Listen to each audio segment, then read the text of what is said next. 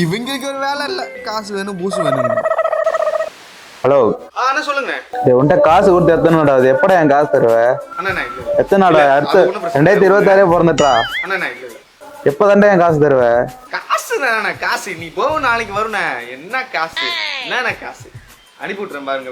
வரும் பாருங்க. வைங்க வைங்க வைங்க வைங்க வைங்க. A few moments later. டேய் உனக்கு காசு அனுப்பி சொன்னா ரீல்ஸ் அனுப்பிட்டு இருக்கிற.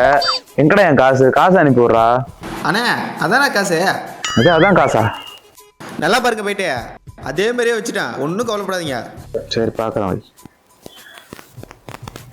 கொடுத்த கடனை சீக்கிரத்தில் அடைப்பதற்கு ஒரு பேப்பர்ல நீங்க கடனாக வாங்கின தொகையை எழுதி ஒரு வெற்றிலை எடுத்து அதுல கற்பூரத்தை வைத்து பற்ற வைத்து அதுல அந்த பேப்பரை காண்பித்து எரித்து விட வேண்டும்.